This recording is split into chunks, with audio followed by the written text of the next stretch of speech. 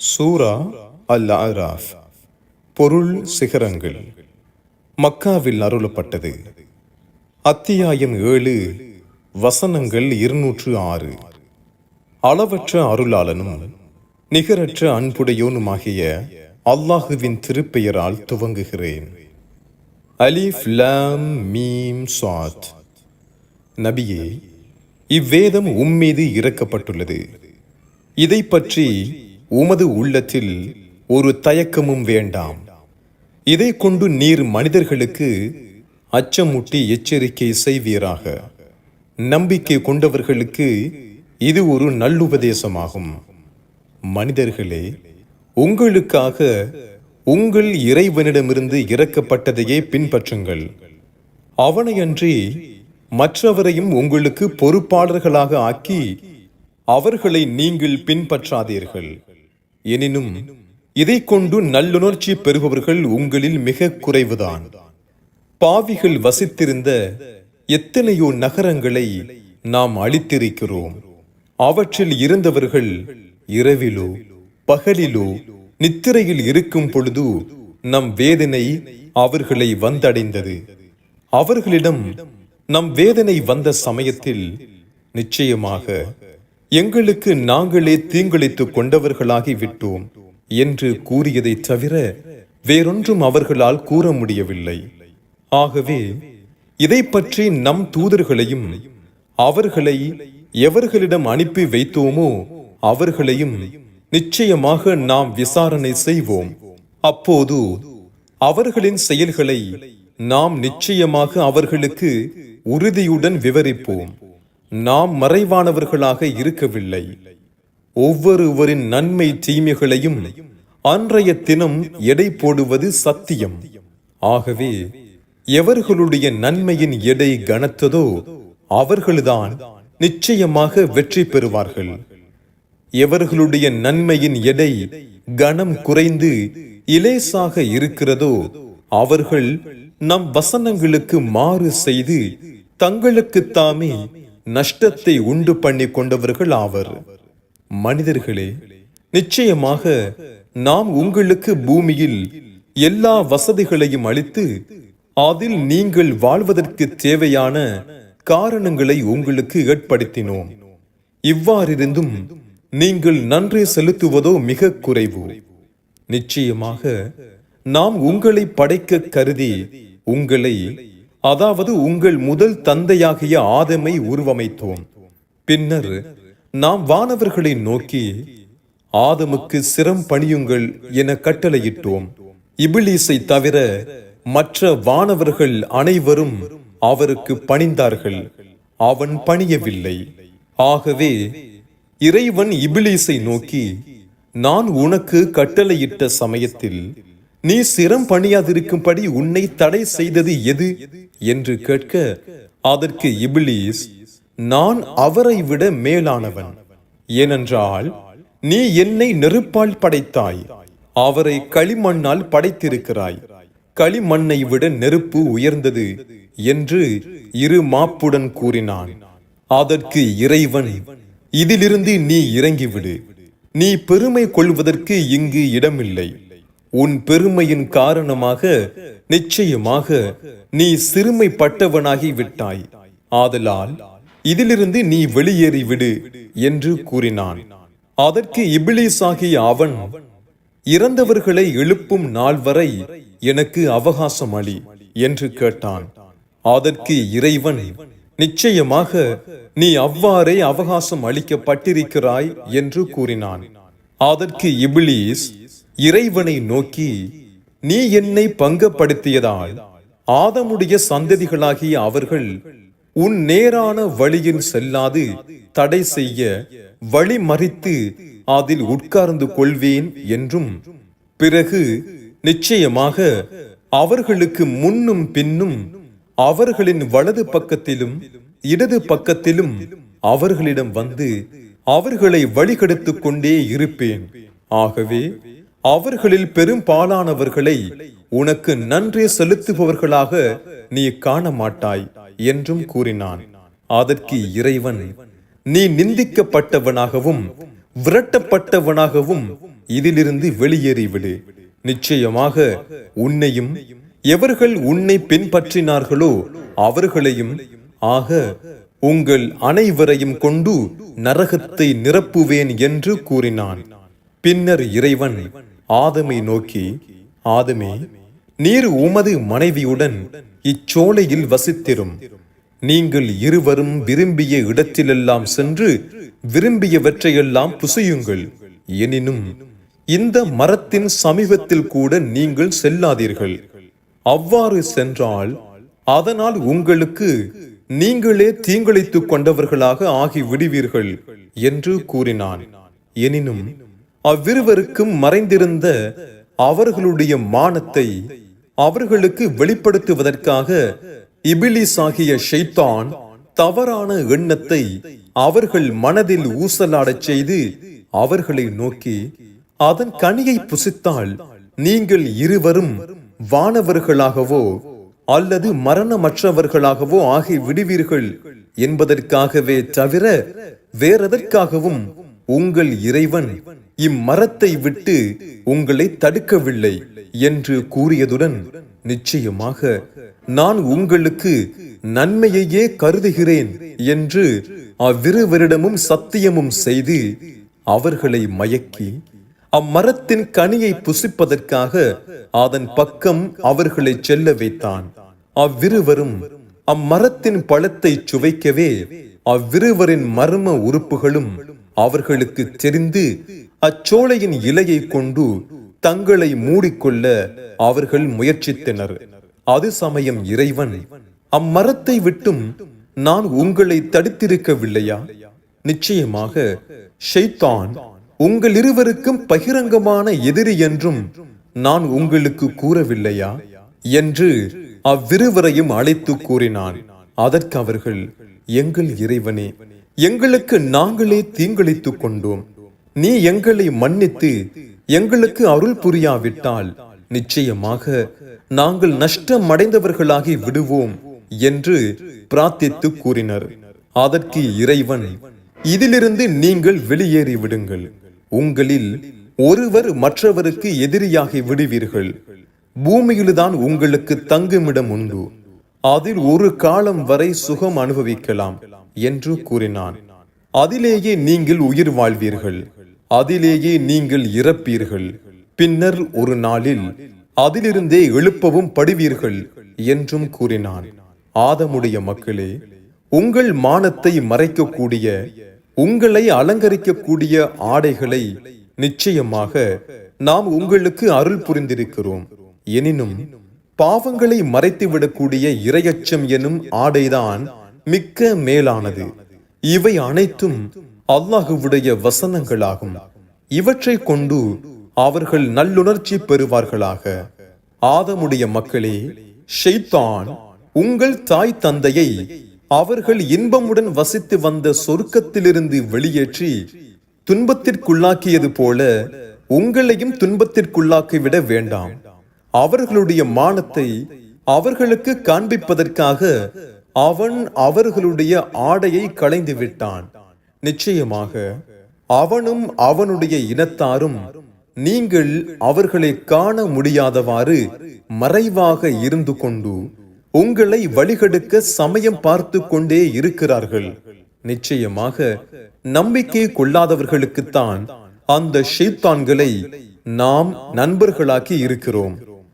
நம்பிக்கை கொள்ளாத அவர்கள் ஒரு மானக்கேடான காரியத்தை செய்யும் போது அதை கண்ட எவரும் அவர்களை கண்டித்தால் அவர்கள், எங்கள் முன்னோர்களும் இவ்வாறு செய்யவே நாங்கள் கண்டோம், மேலும் இவ்வாறு செய்யும்படியாகவே அல்லாஹுவும் எங்களுக்கு கட்டளையிட்டிருக்கிறான் என்று கூறுகின்றனர். அதற்கு நபியே அவர்களை நோக்கி, நிச்சயமாக அல்லாஹ் மானக்கேடான காரியங்களை செய்யும்படி ஏவவே மாட்டான்.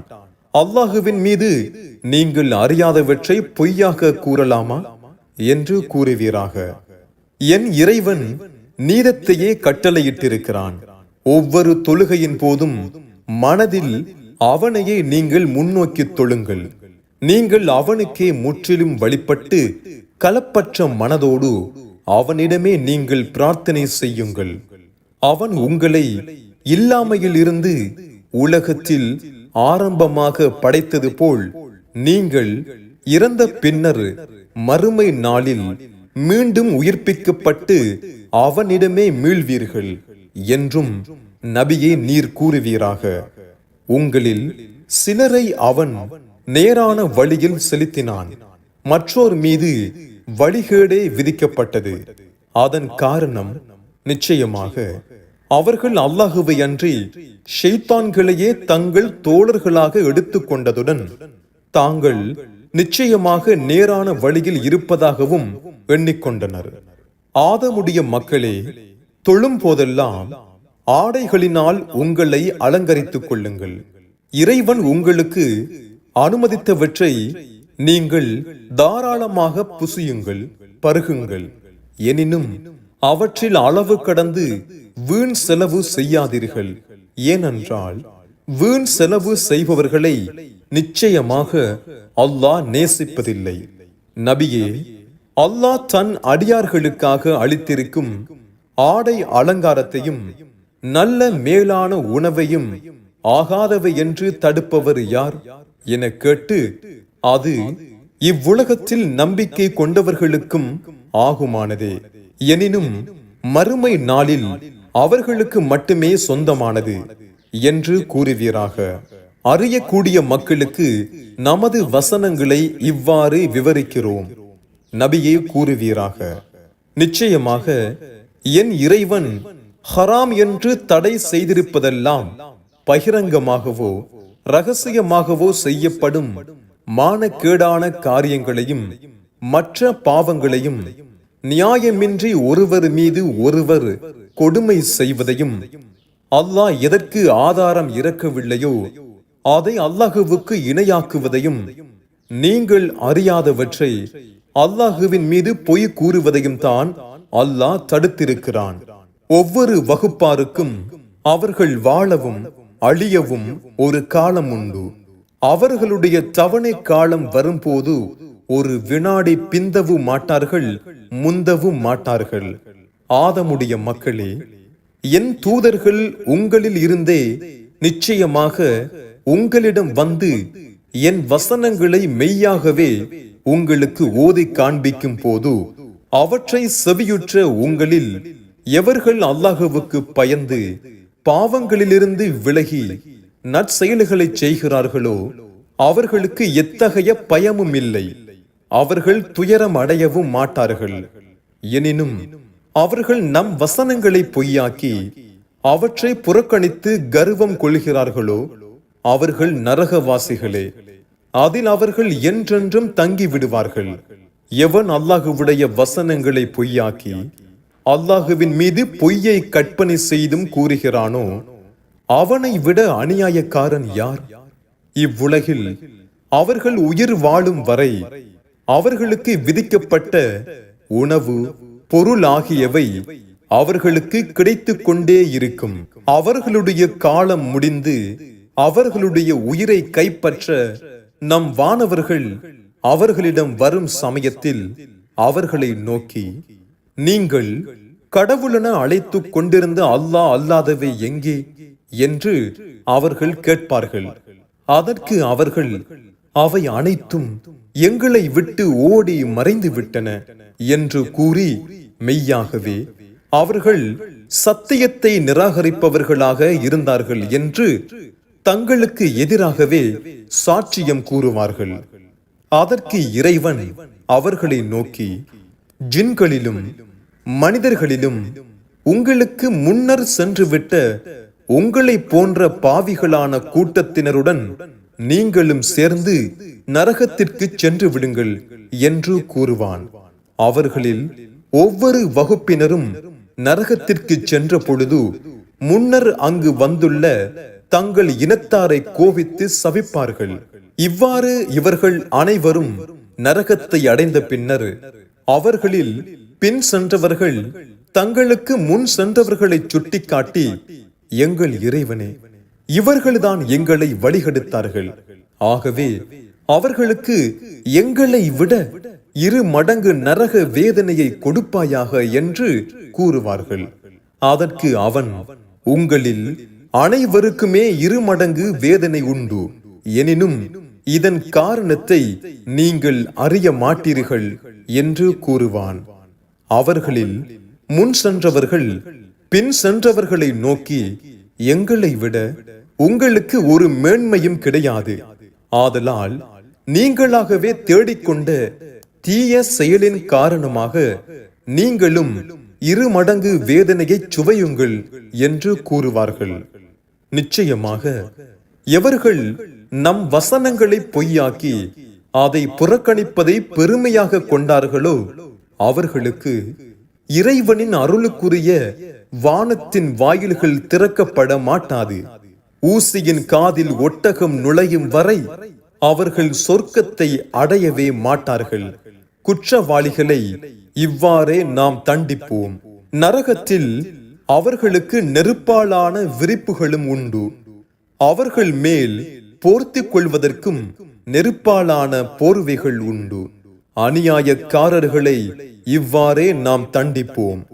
எவர்கள் நம்பிக்கை கொண்டு தங்களால் இயன்ற வரை நற்காரியங்களை செய்கிறார்களோ அவர்களில் ஒருவரையும் அவரது சக்தியின் அளவுக்கு அதிகமாக நாம் நிர்பந்திப்பதே இல்லை. இவர்கள்தான் சொர்க்கவாசிகள்.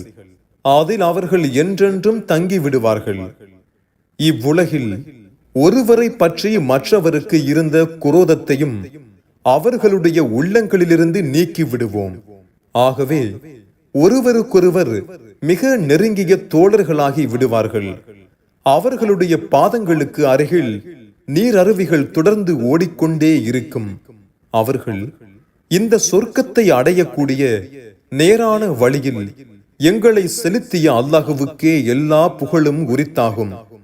இவ்வழியில் அல்லாஹ் எங்களை செலுத்தி இருக்காவிட்டால் நிச்சயமாக நாங்கள் இதை அடைந்திருக்கவே மாட்டோம்.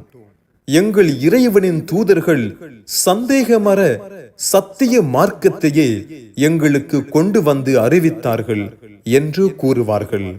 அதற்கு பிரதியாக பூமியில் நீங்கள் செய்து கொண்டிருந்த நன்மையான காரியங்களின் காரணமாகவே இந்த சொர்க்கத்திற்கு நீங்கள் வாரிசாக ஆக்கப்பட்டுள்ளீர்கள் என்ற சப்தத்தை அவர்கள் கேட்பார்கள்.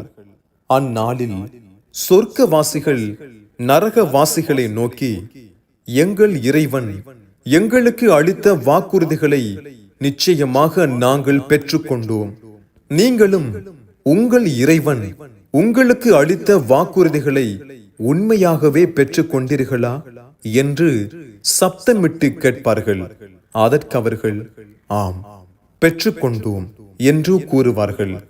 அது சமயம் அவர்களுக்கு மத்தியில் ஒரு முனாதி அறிவிப்பாளர் கூறுவார், நிச்சயமாக அல்லாஹுவுடைய சாபம் வரம்பு மீறிய அநியாயக்காரர்கள் மீது உண்டாவதாக. ஏனென்றால் அவர்கள் அல்லாஹுவின் பாதையை தடுத்து அதை கோணலாக்க விரும்பினார்கள்.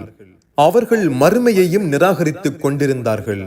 நரகவாசிகளும் சொர்க்கவாசிகளும் ஆகிய இவ்விருவருக்கும் இடையில் ஒரு மதில் இருக்கும். அந்த மதிலின் சிகரத்தில் சில மனிதர்கள் இருப்பார்கள். நரகவாசி சொர்க்கவாசியாகிய ஒவ்வொருவரையும் அவர்களின் முக குறியை கொண்டே இவர்கள் அறிந்து கொள்வார்கள். இவர்கள் சொர்க்கவாசிகளை நோக்கி, இறைவனுடைய சாந்தியும் சமாதானமும் உங்கள் மீது உண்டாகுக என்று சப்தமிட்டு கூறுவார்கள். சிகரத்தில் இருக்கும் இவர்கள் இதுவரையிலும் சொர்க்கத்தில் நுழையவில்லை. எனினும் அவர்கள் அதில் நுழைவதை மிக ஆவலுடன் ஆசைப்பட்டு கொண்டிருப்பார்கள். இவர்களின் பார்வை நரகவாசிகளின் பக்கம் திருப்பப்பட்டால் அவர்கள் படும் வேதனையை கண்டு திடுக்கிட்டு, எங்கள் இறைவனே, இந்த அநியாயக்கார மக்களுடன் நரகத்தில் எங்களையும் சேர்த்து விடாதே என்று பிரார்த்தித்து கூறுவார்கள். அந்த சிகரங்களில் உள்ளவர்கள் முக அடையாளத்தை கொண்டு தண்டனைக்குள்ளானவர்கள் என தாங்கள் அறிந்த சில மனிதர்களை கூவி அழைத்து, நீங்கள் உலகத்தில் சம்பாதித்து சேகரித்து வைத்திருந்தவையும் நீங்கள் எவற்றை கொண்டு பெருமை அடித்துக் கொண்டிருந்தீர்களோ அவையும் உங்களுக்கு பலனளிக்கவில்லையே என்று கூறுவார்கள். அல்லாஹ் நிராகரித்தவர்களை அழைத்து சிகரவாசிகளை சுட்டி காண்பித்து, அல்லாஹ் அருள் புரிய மாட்டான் என்று நீங்கள் சத்தியம் செய்து கூறிக்கொண்டிருந்தீர்களே, அவர்கள் இதோ சிகரத்தில் இருக்கும் இவர்கள் அல்லவா என்று கூறுவான். பிறகு சிகரவாசிகளை நோக்கி, நீங்கள் சொர்க்கம் சென்று விடுங்கள், உங்களுக்கு எவ்வித பயமும் இல்லை, நீங்கள் கவலைப்படவும் மாட்டீர்கள் என்று அல்லாஹ் கூறுவான். நரகவாசிகள் சொர்க்கவாசிகளை நோக்கி, எங்கள் மீது சிறிது நீரை கொட்டுங்கள், அல்லது இறைவன் உங்களுக்கு புசிக்க அளித்திருப்பவற்றில் ஒரு சிறிதேனும் எங்களுக்கு தாருங்கள் என்று கெஞ்சி கேட்பார்கள். அதற்கு அவர்கள், நிச்சயமாக அல்லாஹ் நிராகரிப்பவர்களுக்கு இவ்விரண்டையும் விளக்கி தடை செய்து விட்டான் என்று பதிலளிப்பார்கள். இவர்களை இவ்வுலக வாழ்க்கை மயக்கி விட்டதனால் தங்கள் மார்க்கத்தை வேடிக்கையாகவும் விளையாட்டாகவும் எடுத்துக் கொண்டிருந்தனர். அவர்கள் நம் வசனங்களை நிராகரித்து இந்நாளில் நம்மை சந்திப்பதையும் மறந்தவாறே நாமும் இன்றைய தினம் அவர்களை மறந்து விடுவோம். நிச்சயமாக நாம் அவர்களுக்கு ஒரு வேதத்தை கொடுத்திருந்தோம், அதில் ஒவ்வொன்றையும் அறிவோடு விவரித்திருக்கிறோம். அது நம்பிக்கை கொண்ட மக்களுக்கு நேரான வழியாகவும் அருளாகவும் இருக்கிறது. மக்காவாசிகளாகிய இவர்கள் தங்களுக்கு எச்சரிக்கப்பட்டு வந்த தண்டனை நாள் வருவதை தவிர வேறு எதையும் எதிர்பார்க்கின்றனரா? அந்த தண்டனை நாள் வந்த பொழுது இதற்கு முன் அதை முற்றிலும் மறந்திருந்த இவர்கள், நிச்சயமாக எங்கள் இறைவனின் தூதர்கள் எங்களிடம் சத்திய வேதத்தை கொண்டு வந்தனர், இன்று எங்களுக்கு பரிந்து பேசுபவர்கள் எவரும் உண்டா?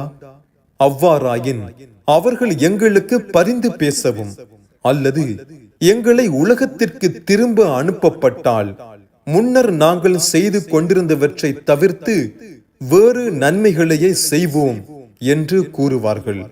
நிச்சயமாக இவர்கள் தங்களுக்கு தாமே தீங்கிழைத்துக் கொண்டனர். மேலும் இவர்கள் தங்கள் தெய்வங்களென பொய்யாக கூறிக் கொண்டிருந்தவை அனைத்தும் இவர்களை விட்டு மறைந்து மாயமாகிவிடும்.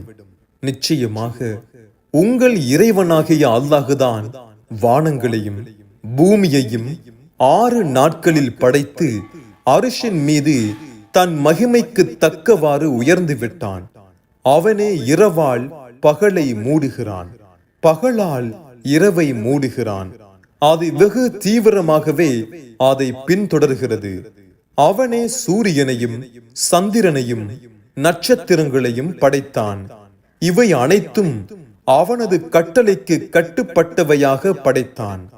படைத்தலும் படைப்பினங்களும் அவற்றின் ஆட்சியும் அவனுக்கு உரியதல்லவா? அனைத்து உலகங்களையும் படைத்து வளர்த்து பரிபக்குவப்படுத்தும் அல்லாஹ் மிக்க பாக்கியமுடையவன். ஆகவே நம்பிக்கையாளர்களே, நீங்கள் மிக்க தாழ்மையாகவும் அந்தரங்கமாகவும் அத்தகைய உங்கள் இறைவனிடமே உங்களுக்கு வேண்டியவற்றை கோரி பிரார்த்தியுங்கள். நிச்சயமாக அவன் வரம்பு மீறுபவர்களை நேசிப்பதில்லை. மனிதர்களே, சமாதானமும் அமைதியும் ஏற்பட்டு நாடு சீர்திருந்திய பின்னர் அதில் விஷமம் செய்யாதீர்கள். இறைவனுடைய தண்டனைக்கு பயந்தும் அவனுடைய சன்மானத்தை விரும்பியும் அவனிடம் பிரார்த்தனை செய்யுங்கள்.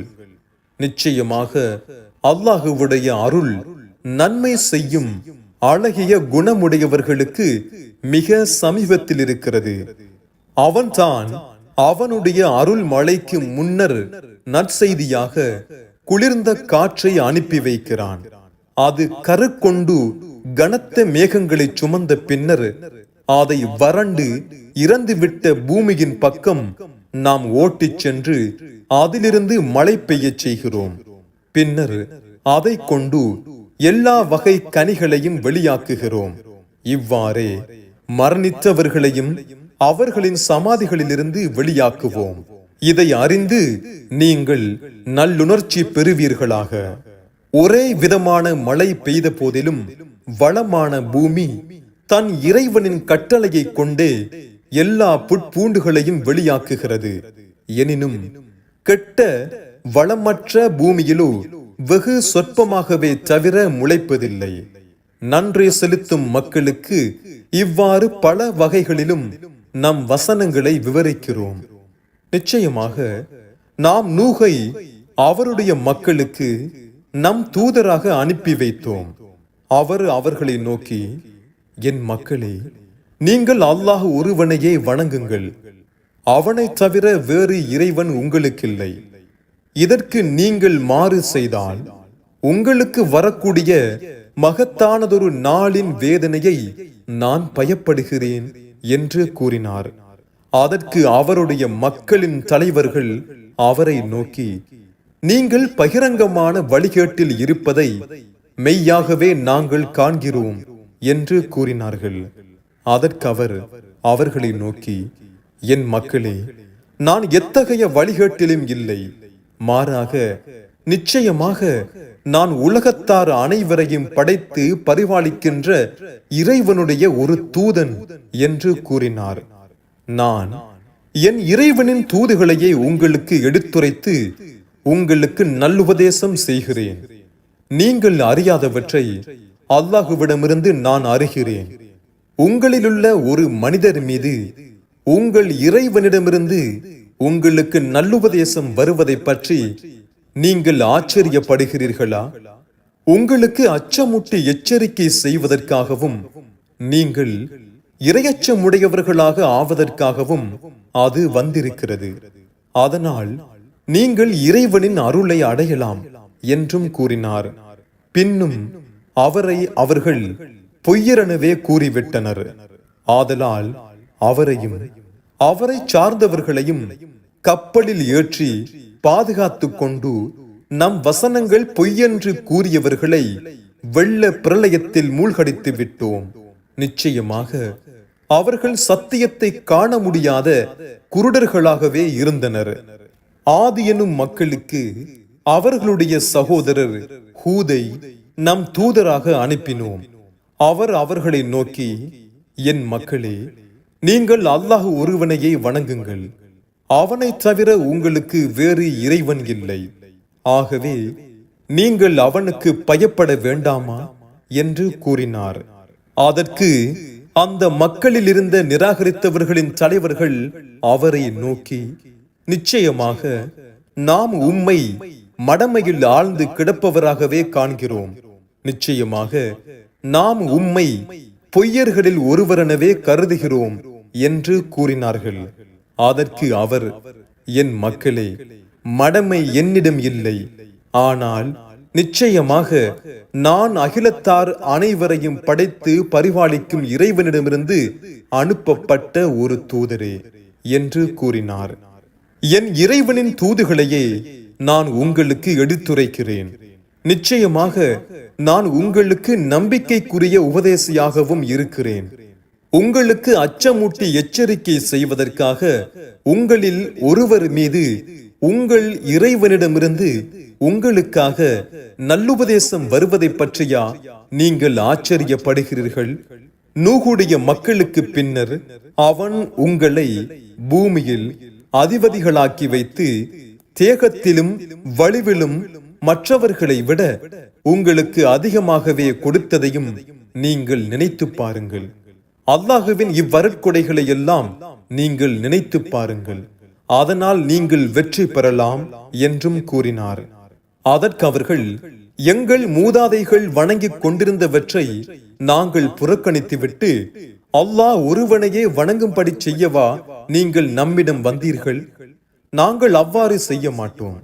மெய்யாகவே நீங்கள் உண்மை சொல்பவராக இருந்தால் நீங்கள் நமக்கு அச்சமூட்டுவதை நம்மிடம் கொண்டு வாருங்கள் என்று கூறினார்கள். அதற்கு அவர், உங்கள் இறைவனின் கோபமும் வேதனையும் உங்களுக்கு விதிக்கப்பட்டு விட்டன. அது நிச்சயமாக வந்தே தீரும். நீங்களும் உங்கள் முன்னோர்களும் கடவுள்களென வைத்துக் கொண்டவற்றின் வெறும் பெயர்களை பற்றியா நீங்கள் என்னுடன் தர்க்கிக்கிறீர்கள்? அதற்கு ஓர் ஆதாரத்தையும் அல்லாஹ் உங்களுக்கு இறக்கி வைக்கவில்லை. ஆகவே உங்களுக்கு வரக்கூடிய வேதனையை நீங்கள் எதிர்பார்த்திருங்கள், நானும் உங்களுடன் எதிர்பார்த்திருக்கிறேன் என்று கூறினார். ஆகவே அவரையும் அவரை சார்ந்தவர்களையும் நம் அருளை கொண்டு நாம் பாதுகாத்துக் கொண்டு நம் வசனங்களை பொய்யாக்கி நம்பிக்கை கொள்ளாதிருந்தவர்களை வேறறுத்து விட்டோம். சமூத் எனும் மக்களிடம் அவர்களுடைய சகோதரர் சாலிகை நம் தூதராக அனுப்பி வைத்தோம். அவர் அவர்களை நோக்கி, என் மக்களே, அல்லாஹ் ஒருவனையே வணங்குங்கள். உங்களுக்கு அவனை தவிர வணக்கத்திற்குரிய வேறு இறைவன் இல்லை. இதற்காக உங்கள் இறைவனிடம் இருந்து தெளிவான ஓர் அத்தாட்சியும் உங்களிடம் வந்திருக்கிறது. இது அல்லாஹுவுடைய ஒட்டகமாகும். இது உங்களுக்கோர் அத்தாட்சியாகவும் இருக்கிறது. ஆகவே அதை அல்லாஹுவுடைய பூமியில் எங்கும் தடையின்றி தாராளமாக மேய விடுங்கள். அதற்கு எத்தகைய தீங்கும் செய்யாதீர்கள். அவ்வாறு செய்தால் துன்புறுத்தும் வேதனை உங்களை பிடித்துக் கொள்ளும் என்று கூறினார். ஆதி எனும் மக்களுக்கு பின்னர் அவர்களுடைய பூமியில் உங்களை குடியேறச் செய்து அதற்கு உங்களை அதிபதிகளாக்கி வைத்ததை நீங்கள் நினைத்து பாருங்கள். நீங்கள் அதன் சமவெளியில் மாளிகைகளையும் மலைகளை குடைந்து வீடுகளையும் அமைத்துக் கொள்கிறீர்கள். ஆகவே அல்லாஹுவின் இவ்வருட்கொடைகளை எல்லாம் நீங்கள் நினைத்து பாருங்கள். மேலும் பூமியில் கடுமையாக விஷமம் செய்து கொண்டு அலையாதீர்கள் என்றும் கூறினார். அதற்கு அவருடைய மக்களில் கர்வம் கொண்டிருந்த தலைவர்கள் தங்களை விட தாழ்ந்தவர்களென எண்ணிக்கொண்டிருந்த நம்பிக்கையாளர்களை நோக்கி, நிச்சயமாக இந்த சாலிஹ் தம் இறைவனால் அனுப்பப்பட்ட ஒரு தூதரென நீங்கள் உறுதியாக நம்புகிறீர்களா என்று கேட்டார்கள். அதற்கு அவர்கள், நிச்சயமாக நாங்கள் அவர் கொண்டு வந்த தூதை நம்பிக்கை கொள்கிறோம் என்று கூறினார்கள். அதற்கு கர்வம் கொண்ட அவர்கள் அந்த நம்பிக்கையாளர்களை நோக்கி, நீங்கள் நம்பியவற்றை நிச்சயமாக நாங்கள் நிராகரிக்கிறோம் என்று கூறினர். ஆகவே தங்கள் இறைவனின் கட்டளையை மீறி அந்த ஒட்டகத்தை அறுத்து சாலிஹ் நபியை நோக்கி, சாலிஹே, மெய்யாகவே நீர் இறைவனுடைய தூதர்களில் ஒருவராக இருந்தால் நீர் அச்சமூட்டும் அந்த வேதனையை எங்களிடம் கொண்டு வருவீராக என்று கூறினார்கள். ஆகவே முன்னர் அவர்களுக்கு எச்சரிக்கப்பட்டு வந்த பூகம்பம் அவர்களை பிடித்துக் கொண்டது. அதனால் அவர்கள் தங்கள் வீடுகளில் இருந்தவாறே இறந்து அழிந்து விட்டனர். அந்நேரத்தில் சாலிஹ் நபி அவர்களிலிருந்து விலகிக் கொண்டு அவர்களை நோக்கி, என் மக்களே, நிச்சயமாக நான் உங்களுக்கு என் இறைவனின் தூதையை எடுத்துரைத்து உங்களுக்கு நல்லுபதேசம் செய்தேன். எனினும் நீங்களோ நல்லுபதேசம் செய்பவர்களை நேசிக்கவில்லை என்று கூறினார். லூத்தையும் நம் தூதராக அவருடைய மக்களுக்கு நாம் அனுப்பி வைத்தோம். அவர் தம் மக்களை நோக்கி, உங்களுக்கு முன்னர் உலகத்தில் எவருமே செய்திராத மான கேடானதொரு காரியத்தையா நீங்கள் செய்கிறீர்கள்? நிச்சயமாக நீங்கள் பெண்களை விட்டு விட்டு ஆண்களிடம் காம இச்சையை தனித்துக் கொள்ள செல்கிறீர்கள். நீங்கள் மிக்க வரம்பு மீறிய மக்களாக இருக்கிறீர்கள் என்று கூறினார். அதற்கு அவருடைய மக்கள் தங்கள் இனத்தாரை நோக்கி லூத் நபியை சுட்டி காண்பித்து, இவரையும் இவர் குடும்பத்தையும் உங்கள் ஊரிலிருந்து அப்புறப்படுத்தி விடுங்கள். நிச்சயமாக இவர்கள் மிக பரிசுத்தமான மனிதர்களாகி விடலாம் என பார்க்கின்றனர் என்றுதான் பதில் கூறினார்கள். ஆகவே அவருடைய மனைவியை தவிர அவரையும் மற்ற அவருடைய குடும்பத்தினரையும் பாதுகாத்துக் கொண்டோம். அவருடைய மனைவி அவரை பின்பற்றாதவர்களுடன் சேர்ந்து விட்டாள். அவர்கள் மீது கல் மழையை பொழிந்து அவர்களை அழித்து விட்டோம். ஆகவே இக்குற்றவாளிகளின் முடிவு எவ்வாறாயிற்று என்பதை நபியே கவனிப்பீராக. மதியன் எனும் நகரத்தாரிடம் அவர்களுடைய சகோதரர் ஷுஐபை நம் தூதராக அனுப்பி வைத்தோம். அவர் அவர்களை நோக்கி, என் மக்களே, அல்லாஹ் ஒருவனையே வணங்குங்கள். அவனைத் தவிர உங்களுக்கு வணக்கத்திற்குரிய வேறு இறைவன் இல்லை. உங்கள் இறைவனிடமிருந்து நிச்சயமாக உங்களுக்கு தெளிவான அத்தாட்சி வந்திருக்கிறது. ஆகவே அளவை முழுமையாக அளந்து எடையை சரியாக நிறுங்கள். நீங்கள் கொடுக்க வேண்டிய மனிதர்களுடைய பொருள்களில் எதையும் குறைத்து விடாதீர்கள். பூமியில் சமாதானமும் அமைதியும் ஏற்பட்டு சீர்திருந்திய பின்னர் அதில் குழப்பமும் கலகமும் செய்யாதீர்கள். மெய்யாகவே நீங்கள் என் வார்த்தையை நம்புபவர்களாக இருந்தால் இவைதான் உங்களுக்கு நன்மை பயக்கும் என்று கூறினார். நீங்கள் ஒவ்வொரு வழியிலும் உட்கார்ந்து கொண்டு அல்லாஹுவை நம்பிக்கை கொண்டவர்களை பயமுறுத்தி அல்லாஹுவுடைய வழியில் அவர்கள் செல்வதை தடை செய்து அதில் கோணலை உண்டு பண்ணாதீர்கள். வெகு சொற்ப மக்களாக இருந்த உங்களை அதிக தொகையினராக ஆக்கி வைத்ததையும் எண்ணி அல்லாஹுவுக்கு நன்றி செலுத்தி வாருங்கள்.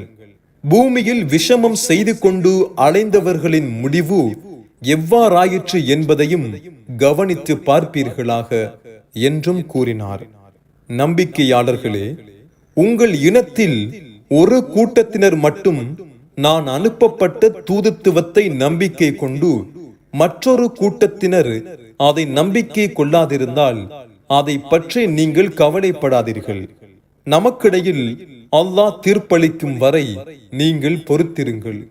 தீர்ப்பளிப்பவர்களிலெல்லாம் அவன் மிக்க மேலானவன். ஷுஐப் நபியை நாம் நம் தூதராக அனுப்பிய பொழுது அவருடைய மக்களில் கர்வம் கொண்ட தலைவர்கள் அவரை நோக்கி, ஷுஐபே, நீங்களும் உங்களை நம்பிக்கை கொண்டவர்களும் எங்கள் மார்க்கத்திற்கு திரும்பிவிட வேண்டும். இல்லை என்றால் நிச்சயமாக நாங்கள் உங்களை எங்கள் ஊரிலிருந்து துரத்தி விடுவோம் என்று கூறினார்கள். அதற்கு அவர் அவர்களை நோக்கி, உங்கள் மார்க்கத்தை நாங்கள் வெறுத்த போதிலுமா என்று கேட்டார். உங்கள் மார்க்கத்திலிருந்து அல்லாஹ் எங்களை பாதுகாத்துக் கொண்டதன் பின்னர் உங்கள் மார்க்கத்திற்கு நாங்கள் திரும்பினால் நிச்சயமாக நாங்கள் அல்லாஹுவின் மீது பொய்யை இட்டு கட்டியவர்களாவோம். எங்கள் இறைவனாகிய அல்லாஹ் நாடினால் அன்றி நாங்கள் அதில் மீளவே முடியாது. எங்கள் இறைவனின் கல்வி ஞானம் அனைத்தையும் சூழ்ந்திருக்கிறது. அல்லாஹுவையே நாங்கள் நம்பினோம் என்றும் கூறி இறைவனை நோக்கி, எங்கள் இறைவனே, எங்களுக்கும் எங்கள் மக்களுக்கும் இடையில் நீ நியாயமான தீர்ப்பளிப்பாயாக. நிச்சயமாக நீ தீர்ப்பளிப்பவர்களில் மிக்க மேலானவன் என்றும் பிரார்த்தித்தார். ஷுஐபை நிராகரித்த மக்களின் தலைவர்கள் மற்றவர்களை நோக்கி, நீங்கள் ஷுஐபை பின்பற்றினால் நிச்சயமாக நஷ்டமடைந்தே தீருவீர்கள் என்று கூறினார்கள். ஆகவே அவர்களை மிக கொடூரமான பூகம்பம் பிடித்துக் கொண்டது. அவர்கள் தங்கள் வீடுகளில் இருந்தவாறே இறந்து அழிந்து விட்டனர். ஷுஐபை பொய்யாக்கியவர்கள் தங்கள் ஊர்களில் அழிந்து எக்காலத்திலுமே வசித்திராதவர்களைப் போல் ஆகிவிட்டனர். எவர்கள் ஷுஐபை பொய்யாக்கினார்களோ அவர்கள்தான் முற்றிலும் நஷ்டம் அடைந்தார்கள். அது சமயம் ஷுஐப் அவர்களிலிருந்து விலகி அவர்களை நோக்கி, என் மக்களே, நிச்சயமாக நான் இறைவனின் தூது செய்திகளைத்தான் உங்களுக்கு எடுத்துரைத்து உங்களுக்கு நல்லுபதேசம் செய்தேன். ஆகவே அதை நிராகரித்த மக்களுக்காக நான் எவ்வாறு கவலை கொள்வேன் என்று கூறினார். நாம் நபிமார்களை அனுப்பி வைத்த ஒவ்வொரு ஊர் மக்களையும் அவர்கள் நபிமார்களை நிராகரித்து விட்டால் அவர்கள் நம் பக்கம் பணிந்து வருவதற்காக வறுமையை கொண்டும் நோயை கொண்டும் நாம் அவர்களை பிடிக்காமல் இருக்கவில்லை. பின்னர் நாம் அவர்களுடைய துன்பங்களுக்கு பதிலாக இன்பங்களை கொடுக்கவே அதனால் அவர்களின் தொகை அதிகரித்து கர்வம் கொண்டு நம் மூதாதைகளுக்குமே இத்தகைய சுக துக்கம் ஏற்பட்டிருக்கிறது என்று தாங்கள் அனுபவித்த தண்டனையை மறந்து கூற ஆரம்பித்தனர். ஆதலால் அவர்கள் ஒரு சிறிதும் உணர்ந்து கொள்ளாத விதத்தில் நாம் அவர்களை வேதனையை கொண்டு திடீரென பிடித்துக் கொண்டோம். அவ்வூர்களில் இருந்தவர்கள் நம்பிக்கை கொண்டு அல்லாஹுவுக்கு பயந்து நடந்திருந்தால் அவர்களுக்காக வானத்திலும் பூமியிலும் உள்ள அருட்கொடைகளின் வாசல்களை திறந்து விட்டிருப்போம். எனினும் அவர்களோ நபிமார்களை நம்பிக்கை கொள்ளாது பொய்யாக்கினார்கள். ஆகவே அவர்களுடைய தீய செயலின் காரணமாக நாம் வேதனையை கொண்டு அவர்களை பிடித்துக் கொண்டோம். நபியே, இவ்வூரார் தங்கள் வீடுகளில் இரவில் நித்திரை செய்து கொண்டிருக்கும் பொழுதே நம் வேதனை அவர்களை வந்தடையாது என்று அவர்கள் அச்சமற்றிருக்கின்றனரா? அல்லது இவ்வூரார் கவலையற்று பகலில் விளையாடிக் கொண்டு இருக்கும் போதே நம் வேதனை அவர்களை வந்தடையாது என்று அவர்கள் அச்சமற்று இருக்கின்றனரா? அல்லாஹுவின் சூழ்ச்சியிலிருந்து அவர்கள் அச்சமற்று விட்டனரா? முற்றிலும் நஷ்டமடையக்கூடிய மக்களை தவிர எவரும் அல்லாஹுவின் சூழ்ச்சிக்கு அச்சமற்று இருக்க மாட்டார்கள். பூமியில் அழிந்து போன முன்னிருந்தவர்களுக்கு பின்னர் அதற்கு வாரிசான இவர்களையும் நாம் நாடினால் இவர்களுடைய பாவங்களின் காரணமாக அவ்வாறை அழித்து தண்டிப்போம் என்ற விஷயம் இவர்களுக்கு நல்லறிவை தரவில்லையா? நாம் இவர்களுடைய உள்ளங்களின் மீது முத்திரையிட்டு விட்டோம். ஆகவே இவர்கள் நல்லுபதேசங்களை செவியுற மாட்டார்கள். நபியே, இவ்வூர்களின் சரித்திரத்தை நாம் உங்களுக்கு கூறுகிறோம். அவற்றில் வசித்திருந்த அவர்களுக்கு அனுப்பப்பட்ட தூதர்கள் நிச்சயமாக தெளிவான வசனங்களையே கொண்டு வந்தனர். எனினும் அவர்களோ முன்னர் ஏதாவது ஒன்றை பொய்யாக்கிவிட்டால் பின்னர் அதை ஒரு காலத்திலும் நம்பிக்கை கொள்ளாதவர்களாகவே இருந்தனர். இவ்வாறே நிராகரிப்பவர்களின் உள்ளங்களில் அல்லாஹ் முத்திரையிட்டு விடுகிறான். அவர்களில் பெரும்பாலானவர்களுக்கு வாக்குறுதியை நிறைவேற்றும் தன்மை இருப்பதாகவும் நாம் காணவில்லை. இன்னும் நாம் அவர்களில் பெரும்பாலானவர்களை பாவிகளாகவே கண்டோம். இதற்கு பின்னரும் மூசாவை நம் அத்தாட்சிகளுடன் ஃபிர்அவுனிடமும் அவனுடைய தலைவர்களிடமும் அனுப்பி வைத்தோம். எனினும் அவர்களோ அந்த அத்தாட்சிகளை அவமதித்து நிராகரித்து விட்டனர். இத்தகைய விஷமிகளின் முடிவு எவ்வாறாயிற்று என்பதை நபியே நீர் கவனிப்பீராக. மூசா ஃபிர்அவுனை நோக்கி, ஃபிர்அவுனே, நிச்சயமாக நான் அகிலத்தார் அனைவரின் இறைவனால் உன்னிடம் அனுப்பப்பட்ட ஒரு தூதர் ஆவேன் என்று கூறினார். நான் அல்லாஹுவின் மீது உண்மையை தவிர வேறு எதையும் கூறாமல் இருப்பது என் மீது கடமையாகும். உங்கள் இறைவனிடமிருந்து தெளிவான அத்தாட்சியை நிச்சயமாக நான் உங்களிடம் கொண்டு வந்திருக்கிறேன். ஆதலால் நீர் அடிமைப்படுத்தி வைத்திருக்கும் இஸ்ராயேலின் சந்ததிகளை என்னுடன் அனுப்பிவை என்றும் கூறினார். அதற்கு அவன், நீர் அத்தாட்சி கொண்டு வந்திருப்பதாக கூறும் உமது கூற்றில் நீர் உண்மை சொல்பவராக இருந்தால் அதை கொண்டு வருவீராக என்று கூறினான். ஆகவே மூசா தன் கைத்தடியை எறிந்தார். உடனே அது பெரியதொரு மலை பாம்பாகிவிட்டது. மேலும் அவர் தன் கையை சட்டை பையிலிட்டு வெளியில் எடுத்தார். அது பார்ப்பவர்களுக்கு மிக வெண்மையானதாகவும் மிக பிரகாசமானதாகவும் இருந்தது. இதை கண்ட ஃபிர்அவுனுடைய மக்களின் தலைவர்கள் ஃபிர்அவுனை நோக்கி, நிச்சயமாக இவர் சூனியத்தில் மிக்க வல்லவராக இருக்கிறார் என்று கூறினார்கள். அதற்கு ஃபிர்அவுன், இவர் உங்களை உங்கள் பூமியிலிருந்து வெளியேற்றி விடவே எண்ணுகிறார். ஆகவே இதை பற்றி உங்கள் கருத்து என்ன என்று கேட்டான். அதற்கு அவர்கள், அவருக்கும் அவருடைய சகோதரருக்கும் தவணை கொடுத்துவிட்டு பல பட்டினங்களுக்கும் துப்பறிபவர்களை அனுப்பிவை. அவர்கள் சூனியத்தில் வல்லவர்களை உம்மிடம் அழைத்து வருவார்கள் என்று கூறினார்கள். அவ்வாறு அனுப்பியதில் பல திசைகளிலும் இருந்த சூனியக்காரர்கள் ஃபிர்அவுனிடம் வந்து, நாங்கள் மூசாவை ஜெயித்து விட்டால் நிச்சயமாக எங்களுக்கு அதற்குரிய வெகுமதி உண்டு அல்லவா என்று கேட்டனர். அதற்கு அவன், ஆம், உங்களுக்கு வெகுமதி உண்டு. மேலும் நிச்சயமாக நீங்கள் நம் அரசவையிலும் எனக்கு மிக்க நெருங்கியவர்களாக இருப்பீர்கள் என்றும் கூறினான்.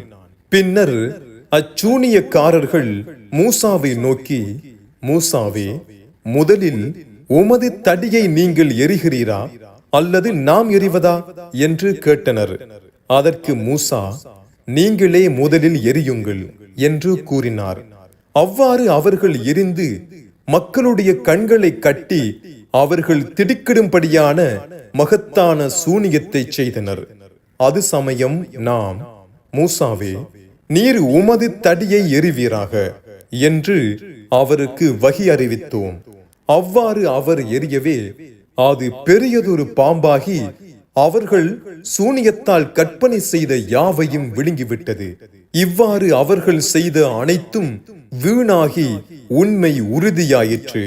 ஆகவே கர்வம் கொண்டிருந்த அவர்கள் அங்கு தோல்வியுற்று சிறுமைப்பட்டவர்களாக மாறினார்கள். அச்சூனியக்காரர்கள் சிரம் பணிந்து விழுந்தனர். அகிலத்தார் அனைவரின் இறைவனாகிய அல்லாஹுவையே நாங்கள் ஈமான் நம்பிக்கை கொண்டு விட்டோம் என்று கூறினார்கள்.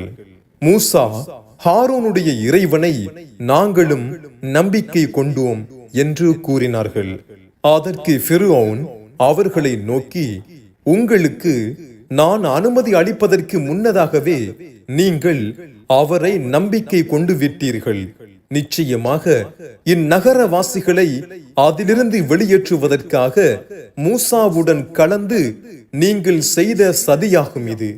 இச்சதியின் பலனை அதி சீக்கிரத்தில் நீங்கள் தெரிந்து கொள்வீர்கள். நிச்சயமாக நான் உங்களை மாறு கை மாறு கால் வெட்டி உங்கள் அனைவரையும் சிலுவையில் அறைந்து விடுவேன் என்று கூறினான்.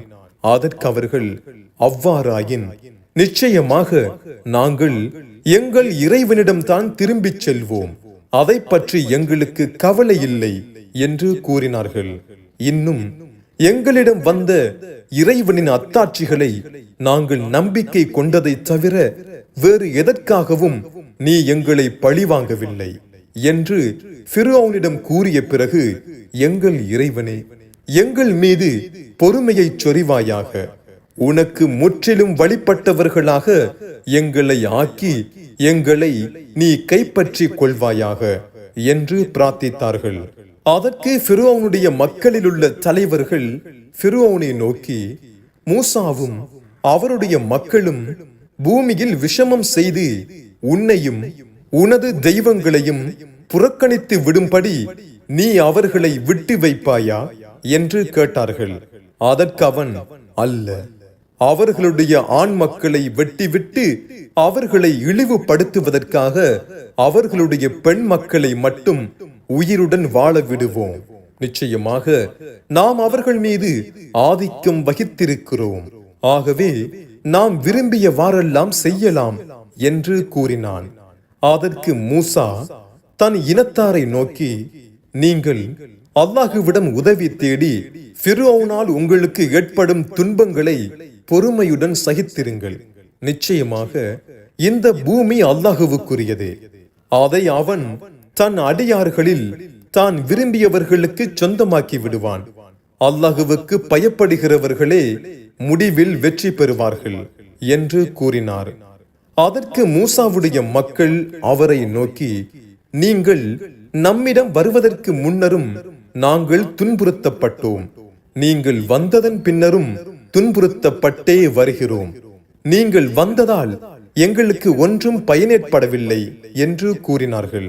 அதற்கு மூசா, உங்கள் இறைவன் உங்கள் எதிரிகளை அழித்து அவர்களுடைய பூமிக்கு உங்களை அதிபதியாக்கி வைக்கக்கூடும்.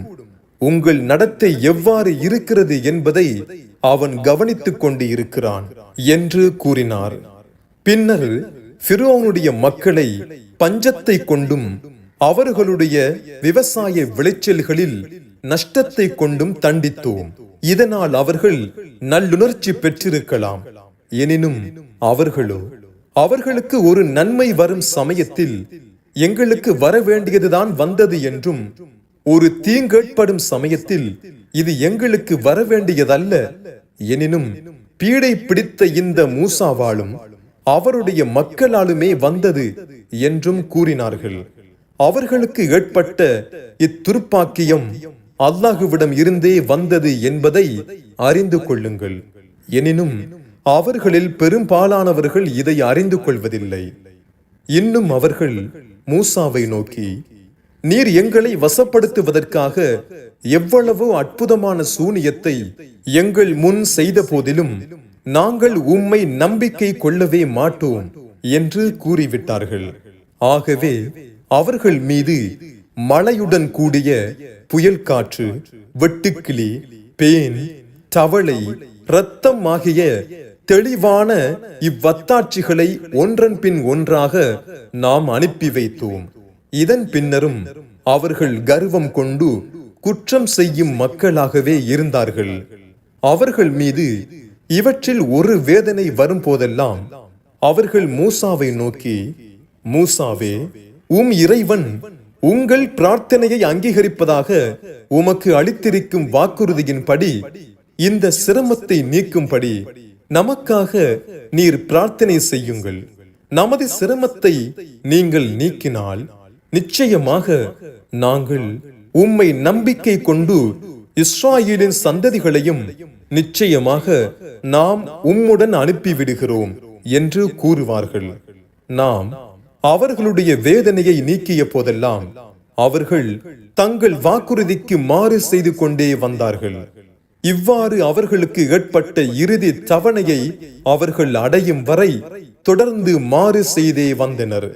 ஆகவே அவர்கள் நம் அத்தாட்சிகளை பொருட்படுத்தாது இவ்வாறு அவற்றை பொய்யாக்கி கொண்டிருந்ததன் காரணமாக அவர்களை கடலில் மூழ்கடித்து அவர்களிடம் நாம் பழி வாங்கினோம். இன்னும் எவர்களை இவர்கள் பலவீனமானவர்கள் என்று கேவலமாக எண்ணிக் கொண்டிருந்தார்களோ அந்த மக்களுக்கே மிக்க பாக்கியமுள்ள அவர்களுடைய பூமியின் கிழக்கு பாகங்களையும் மேற்கு பாகங்களையும் சொந்தமாக்கி கொடுத்தோம். ஆகவே இஸ்ராயேலின் சந்ததிகள் ஃபிரௌனால் ஏற்பட்ட கஷ்டங்களை பொறுமையுடன் சகித்துக் கொண்டிருந்ததன் காரணமாக அவர்களுக்கு உங்கள் இறைவன் கொடுத்த வாக்கு மிக நல்ல விதமாகவே நிறைவேறிற்று. ஃபிரௌனும் அவனுடைய மக்களும் கட்டியிருந்த மாட மாளிகைகளையும் உற்பத்தி செய்திருந்த தோட்டம் துறவுகளையும் நாம் தரைமட்டமாக்கி விட்டோம். நாம் இஸ்ராயேலின் சந்ததிகளை கடலை கடத்தி அழைத்து சென்ற சமயம் சிலைகளை வணங்கிக் கொண்டிருந்த ஒரு சமூகத்தினர் அருகில் அவர்கள் சென்ற பொழுது அதை கண்ணுற்ற அவர்கள் மூசாவை நோக்கி, மூசாவே, அவர்கள் வைத்திருக்கும் சிலைகளைப் போல் எங்களுக்கும் ஒரு சிலையை நாங்கள் வணங்குவதற்கு ஆக்கி வைப்பீராக என்று கூறினார்கள். அதற்கு மூசா அவர்களை நோக்கி, நிச்சயமாக நீங்கள் அறிவில்லாத மக்களாக இருக்கிறீர்கள் என்று கூறினார். அந்த சிலை வணங்கிகளை சுட்டி காண்பித்து, நிச்சயமாக இந்த மக்கள் இருக்கின்ற மார்க்கம் அழிந்துவிடக்கூடியது, அவர்கள் செய்பவை அனைத்தும் வீணானவை, அவர்களுக்கு ஒரு பலனையும் அளிக்காது என்றும் கூறினார். தவிர அல்லாஹ் அல்லாததையா நான் உங்களுக்கு இறைவனாக ஆக்கி வைப்பேன்? அவன் தான் உங்களை உலகத்தார் அனைவரையும் விட மேன்மையாக்கி வைத்தான் என்றும் அவர் கூறினார். இஸ்ராயேலின் சந்ததிகளே, உங்களுக்கு மிக கொடிய துன்பங்களை விளைவித்துக் கொண்டிருந்த ஃபிரௌனுடைய கூட்டத்தாரிடமிருந்து நாம் உங்களை பாதுகாத்துக் கொண்டதை நீங்கள் நினைத்து பாருங்கள். அவர்கள் உங்கள் ஆண் பிள்ளைகளை கொலை செய்துவிட்டு உங்கள் பெண் பிள்ளைகளை மட்டும் உயிருடன் வாழவிட்டு வந்தார்கள். இதில் உங்களுக்கு உங்கள் இறைவனால் பெரியதொரு சோதனை ஏற்பட்டிருந்தது. மூசாவுக்கு நாம் 30 இரவுகளை வாக்களித்திருந்தோம். பின்னர் அத்துடன் 10 இரவுகளை சேர்த்தோம். ஆகவே அவருடைய இறைவனின் வாக்குறுதி 40 இரவுகளாக பூர்த்தியாயிற்று. ஆகவே அது சமயம் மூசா தன் சகோதரர் ஹாரூனை நோக்கி, நீர் எனது மக்களிடையே என் இடத்திலிருந்து அவர்களை சீர்திருத்துவாயாக, மேலும் விஷமிகளுடைய வழியை நீர் பின்பற்றாதீர் என்று கூறினார். நாம் குறிப்பிட்ட இடத்திற்கு குறிப்பிட்ட நேரத்தில் மூசா வந்த பொழுது அவருடைய இறைவன் அவருடன் பேசினான். அப்பொழுது மூசா தன் இறைவனை நோக்கி, என் இறைவனே, நான் உன்னை என் கண்ணால் பார்க்க விரும்புகிறேன், நீ உன்னை எனக்கு காண்பி என்று கூறினார். அதற்கு இறைவன், நேர்முகமாக என்னை காண உம்மால் ஒரு காலும் முடியாது, எனினும் இம்மலையை நீர் நோக்குவீராக, அது தன் இடத்தில் நிலைத்திருந்தால் பின்னர் நீ என்னை காண்பீர் என்று கூறினான். அவருடைய இறைவன் அம்மலை மீது தோற்றமளிக்கவே அது தவிடு பொடியாயிற்று. மூசா திடுக்கிட்டு மூர்ச்சையாகி விழுந்தார்.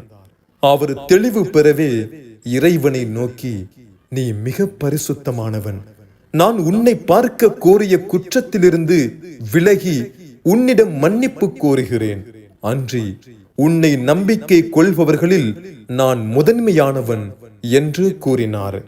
அதற்கு இறைவன், மூசாவே, என் தூதராக அனுப்புவதற்கும் என்னுடன் பேசுவதற்கும் உங்கள் காலத்தில் உள்ள மனிதர்கள் அனைவரிலிருந்தும் நிச்சயமாக நான் உம்மை தேர்ந்தெடுத்து இருக்கிறேன். ஆகவே நான் உமக்கு கொடுப்பதை பலமாக பற்றி பிடித்துக் கொள்வீராக. மேலும் அதற்காக நன்றி செலுத்துபவர்களில் ஒருவராக நீரும் இருப்பீராக என்று கூறினான்.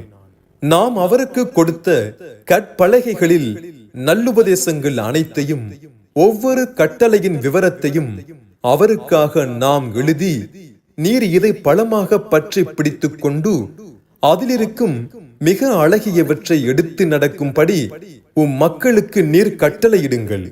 உமக்கு மாறு செய்யும் பாவிகள் தங்கும் இடத்தை அதி சீக்கிரத்தில் நாம் உங்களுக்கு காண்பிப்போம் என்றும் நாம் மூசாவுக்கு கூறினோம். நியாயமின்றி பூமியில் கர்வம் கொண்டலைபவர்கள் நம் கட்டளைகளை புறக்கணிக்கும்படி செய்து விடுவோம். ஆகவே அவர்கள் நம் அத்தாட்சிகள் அனைத்தையும் தங்கள் கண்ணால் கண்ட போதிலும் அவற்றை நம்பவே மாட்டார்கள். அவ்வாறே நேரான வழியை அவர்கள் கண்ட போதிலும் அவர்கள் அதை தாங்கள் செல்லும் வழியாக எடுத்துக்கொள்ள மாட்டார்கள். எனினும் தவறான வழியை கண்டாலோ அதையே தாங்கள் செல்லும் வழியாக எடுத்துக்கொள்வார்கள். நிச்சயமாக அவர்கள் நம் வசனங்களை பொய்யாக்கி அவற்றை புறக்கணித்து பராமுகமாயிருந்ததே இதற்குரிய காரணமாகும். ஆகவே எவர்கள் நம் வசனங்களையும் மறுமையில் நம்மை சந்திப்பதையும் பொய்யாக்குகிறார்களோ அவர்களுடைய நற்காரியங்கள் அனைத்தும் அழிந்துவிடும். நம் வசனங்களை பொய்யாக்கி அவர்கள் செய்து கொண்டிருந்த தீய செயல்களுக்கு தவிர வேறெதற்கும் கூலி கொடுக்கப்படுவார்களா? தன் இறைவனிடம் உரையாட மூசா சென்றதற்கு பின்னர் மூசாவுடைய மக்கள் தங்கள் ஆபரணங்களை கொண்டு செய்யப்பட்ட கன்று குட்டியின் சிலையை தெய்வமாக எடுத்துக்கொண்டார்கள். அதற்கு மாட்டின் சப்தத்தை போன்ற சப்தம் இருந்தது. எனினும் அது உயிரற்ற வெறும் சிலை. நிச்சயமாக அது அவர்களுடன் பேசுவதும் இல்லை, அவர்களுக்கு ஒரு வழியை அறிவிப்பதும் இல்லை என்பதையும் அவர்கள் கவனித்திருக்க வேண்டாமா? எனினும் அவர்கள் அதையே தெய்வமாக எடுத்துக்கொண்டு அதனால் தங்களுக்கு தாமே தீங்கிழைத்துக் கொண்டவர்களாக ஆகிவிட்டார்கள். அவர்கள் நிச்சயமாக தாங்கள் வழிகட்டு விட்டோம் என்பதை கண்டு கை செய்தப்பட்ட பொழுது எங்கள் இறைவன் எங்களுக்கு அருள் புரிந்து எங்கள் குற்றங்களை மன்னிக்காவிட்டால் நிச்சயமாக நாங்கள் நஷ்டமடைந்தவர்களாகி விடுவோம் என்று கூறினார்கள். இதை கேள்வியுற்ற மூசா கோபத்துடனும் துக்கத்துடனும் தன் மக்களிடம் திரும்பி வந்த பொழுது அவர்களை நோக்கி, நான் இல்லாத சமயத்தில் நீங்கள் செய்த இக்காரியம் மிக கெட்டது. உங்கள் இறைவனின் கட்டளையாகிய வேதனையை நீங்கள் அவசரப்படுத்துகிறீர்களா என்று கூறி இறைவனின் கட்டளைகள் எழுதப்பட்ட கற்பலகைகளை எரிந்துவிட்டு தன் சகோதரரின் தலைமுடியை பிடித்து தன் பக்கம் இழுத்தார். அதற்கு அவர், என் தாயின் மகனே, இந்த மக்கள் நிச்சயமாக என்னை பலவீனப்படுத்தி என்னை கொலை செய்து விடவும் முற்பட்டனர். ஆதலால் நான் ஒன்றும் செய்ய முடியாமலாகிவிட்டது. ஆகவே என்னை அவமானப்படுத்தி எதிரிகள் சந்தோஷப்படுமாறு நீர் செய்து விடாதீர். இந்த அநியாயக்கார மக்களுடனும் என்னை சேர்த்து விடாதீர் என்று கூறினார். பிறகு மூசா இறைவனை நோக்கி, என் இறைவனே, எனக்கும் என் சகோதரருக்கும் நீ பிழை பொறுத்தருள்வாயாக. உன் அன்பிலும் எங்களை சேர்த்துக் கொள்வாயாக. நீ கிருபை செய்பவர்களிலெல்லாம் மிக்க கிருபையாளன் என்று பிரார்த்தனை செய்து கூறினார். பின்னர் இறைவன் மூசாவை நோக்கி கூறினான், எவர்கள் காளைக்கன்றை தெய்வமாக எடுத்துக் கொண்டார்களோ அவர்களை நிச்சயமாக இறைவனின் கோபமும் இழிவும் இவ்வுலக வாழ்க்கையிலேயே அதி சீக்கிரத்தில் வந்தடையும். பொய்யை கற்பனை செய்பவர்களுக்கு இவ்வாறே நாம் கூலி கொடுப்போம். எனினும் இத்தகைய பாவங்கள் செய்து கொண்டிருந்தவர்களிலும் எவர்கள் கை சேதப்பட்டு அதிலிருந்து விலகி உண்மையாகவே நம்பிக்கை கொள்கிறார்களோ அவர்களை அதற்கு பின்னர் நிச்சயமாக உமது இறைவன் மன்னித்து கருணை செய்பவன் ஆவான். மூசாவுடைய கோபம் தணிந்த பின்னர் அவர் அக்கற்பலகைகளை எடுத்துக் கொண்டார். அதன் ஏடுகளில் தங்கள் இறைவனை அஞ்சுபவர்களுக்கு நேரான வழியும் அருளும் இருந்தன. மூசா நாம் குறித்த நேரத்தில் தூர் எனும் மலைக்கு தம்முடன் வருவதற்காக தம் மக்களில் 70 ஆண்களை தேர்ந்தெடுத்தார். அவர்களை பூகம்பம் பிடித்து மூர்ச்சையாகி விழுந்ததும் அவர் தன் இறைவனை நோக்கி, என் இறைவனே, எங்களை அழித்துவிட வேண்டும் என்று நீ கருதி இருந்தால் இதற்கு முன்னதாகவே என்னையும் இவர்களையும் நீ அழித்திருக்கலாம். எங்களிலுள்ள சில அறிவினர்கள் செய்த குற்றத்திற்காக எங்கள் அனைவரையும் நீ அழித்து விடுகிறாயா? இது உன் சோதனையை தவிர வேறில்லை. இதை கொண்டு நீ நாடியவர்களை வழி தவற விடுகிறாய். நீ நாடியவர்களை நேரான வழியில் செலுத்துகிறாய். நீதான் எங்கள் இறைவன். நீ எங்களை மன்னித்து எங்களுக்கு நீ அருள் புரிவாயாக. மன்னிப்பவர்கள் அனைவரிலும் நீ மிக்க மேலானவன் என்றும் பிரார்த்தித்து கூறினார். மேலும், இறைவனே, இம்மையிலும் நீ எங்களுக்கு நன்மையை முடிவு செய்வாயாக, அவ்வாறே மறுமையிலும் செய்வாயாக. நிச்சயமாக நாங்கள் உன் பக்கமே முன்னோக்கினோம் என்றும் பிரார்த்தித்தார். அதற்கு இறைவன், நான் நாடியவர்களை என் வேதனை வந்தடையும். எனினும் என் அருட்கொடை அனைத்தையும் விட மிக விரிவானது. ஆகவே எவர்கள் எனக்கு பயந்து ஜகாத்தும் கொடுத்து வருகிறார்களோ அவர்களுக்கும், எவர்கள் நம் வசனங்களை நம்பிக்கை கொள்கிறார்களோ அவர்களுக்கும் என் அருளை நான் முடிவு செய்வேன் என்று கூறினான். ஆகவே அவர்களில் எவர்கள் எழுத படிக்க தெரியாத நம் தூதராகிய இந்த நபியை பின்பற்றுகிறார்களோ அவர்கள் தங்களிடமுள்ள தௌராத்திலும் இன்ஜிலிலும் இவருடைய பெயர் எழுதப்பட்டிருப்பதை காண்பார்கள். இத்தூதரோ அவர்களை நன்மையான காரியங்களை செய்யும்படி ஏவி பாவமான காரியங்களிலிருந்து விலக்குவார். நல்லவற்றையே அவர்களுக்கு ஆகமாக்கி வைப்பார், கெட்டவற்றை அவர்களுக்கு தடுத்து விடுவார். மேலும் அவர்களது சுமையையும் அவர்கள் மீதிருந்த கடினமான சட்ட விலங்குகளையும் இறைவனின் அனுமதி கொண்டு நீக்கி விடுவார். ஆகவே எவர்கள் அவரை உண்மையாகவே நம்பிக்கை கொண்டு அவரை பலப்படுத்தி அவருக்கு உதவி செய்து அவருக்கு இறக்கப்பட்ட பிரகாசமான இவ்வேதத்தை பின்பற்றுகிறார்களோ அவர்கள்தான் வெற்றி பெற்றவர்கள்.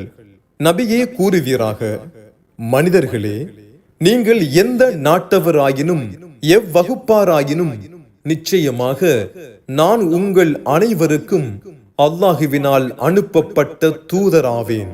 வானங்கள் பூமியின் ஆட்சி அவனுக்குரியதே. வணக்கத்திற்குரிய இறைவன் அவனை தவிர வேறு ஒருவருமில்லை. அவனே உயிர்ப்பிக்கிறான், மரணிக்கும்படி செய்கிறான். ஆகவே அந்த அல்லாஹுவையும் எழுத படிக்க அறியாத அவனுடைய இத்தூதரையும் நீங்கள் நம்பிக்கை கொள்வீர்களாக. அவரும் அல்லாஹுவையும் அவனுடைய வசனங்களையும் நம்பிக்கை கொள்கிறார். ஆகவே நீங்கள் நேரான வழியை அடைய அவரையே நீங்கள் பின்பற்றுங்கள். மூசாவுடைய மக்களில் பலர் இருக்கின்றனர்.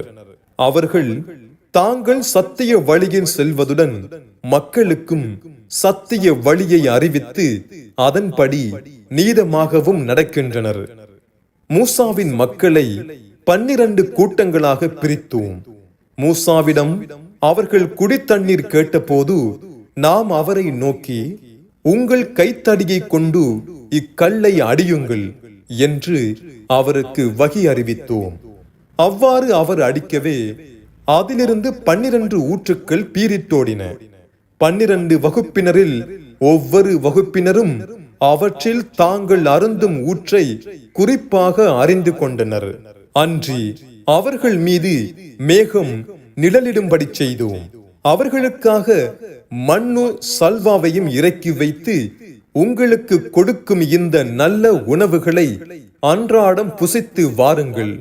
அதில் எதையும் நாளைக்கு என்று சேகரித்து வைக்காதீர்கள் என கூறினோம். அவ்வாறிருந்தும் அவர்கள் நமக்கு மாறு செய்தனர். இதனால் அவர்கள் நமக்கு தீங்கிழைத்து விடவில்லை, எனினும் அவர்கள் தங்களுக்கு தாமே தீங்கிழைத்துக் கொண்டனர்.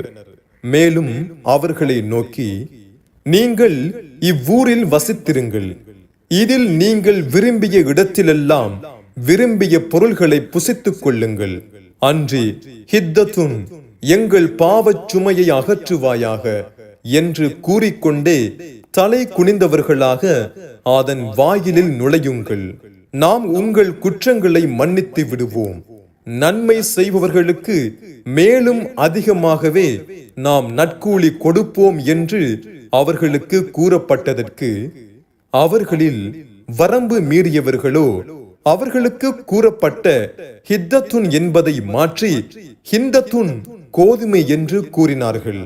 ஆகவே இவ்வாறு அவர்கள் அநியாயம் செய்ததன் காரணமாக நாம் அவர்கள் மீது வானத்திலிருந்து வேதனையை இறக்கி வைத்தோம். நபியே, கடற்கரையிலிருந்த ஊர் மக்களை பற்றி நீர் அவர்களை கேட்பீராக. ஓய்வு நாளாகிய சனிக்கிழமை அன்று மீன் வேட்டையாடக் கூடாதென்று தடுக்கப்பட்டிருந்தும் அவர்கள் வரம்பு மீறி மீன் வேட்டையாடிக் கொண்டிருந்தார்கள். ஏனென்றால் சனிக்கிழமை அன்று அக்கடலில் உள்ள மீன்கள் அவர்கள் முன் வந்து நீர் மட்டத்திற்கு தலைகளை நீட்டிக் கொண்டிருந்தன.